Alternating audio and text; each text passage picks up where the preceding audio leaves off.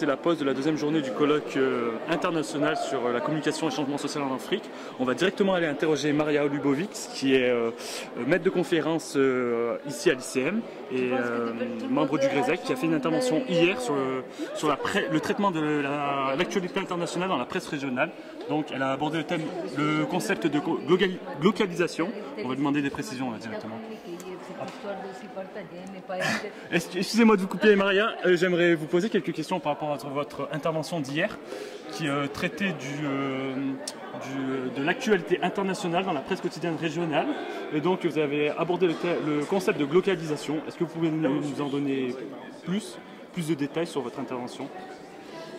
À propos du concept notamment, ou à propos de l'actualité internationale traitée par la presse régionale. Alors, ce que j'ai voulu dire, j'espère que le message est bien passé. Finalement, ce qui m'intéressait le plus, c'est de démontrer peut-être le processus c'est-à-dire d'apprivoisement, c'est-à-dire comment cette presse régionale qui finalement laisse très peu de place pour l'information internationale, parce que c'est pas son propos premier, c'est pas sa fonction première. Comment elle fait, hein, quel processus, quel procédé elle utilise pour finalement insérer cette information dans l'information de proximité qu'elle utilise. Et effectivement, c'est une question, l'autre question, c'était sur la glocalisation. C'est effectivement c'est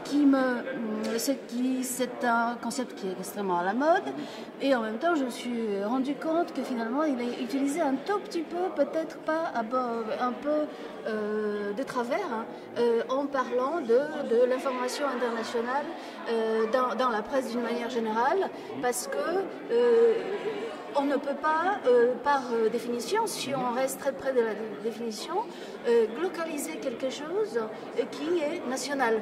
Voilà, c'était juste ça, mon modeste propos d'hier. Est-ce que j'ai répondu à votre question? J'ai une autre question à vous poser. En fait, vous avez pris l'exemple de Ouest France. Est-ce que finalement, cette idée-là de traiter de l'actualité internationale dans un journal de presse quotidienne régionale n'est pas finalement qu'une stratégie commerciale pour mieux appréhender les lecteurs de la presse quotidienne nationale, tout simplement? Je ne crois pas. Je pense vraiment que l'information internationale, je pense qu'il est difficile de passer complètement outre dans la presse régionale, mais comme vous pouvez voir, cette information est reléguée vraiment sur la dernière page, et de toute manière, c'est pas un sujet sur lequel la presse régionale peut concurrencer la presse nationale. À mon avis, je ne pense pas que c'est un élément sur lequel, grâce auquel, cette presse-là peut se différencier par rapport à d'autres types de presse. C'est pas son terrain de prédilection principal. Okay. Donc finalement, l'actualité traitée dans la presse quotidienne régionale n'est finalement caricaturale, on peut dire. C'est vraiment des grosses dépêches. C'est pas un traitement de fond de l'actualité internationale. Est-ce que vous pouvez le noter? Vous avez pu noter ça dans votre recherche?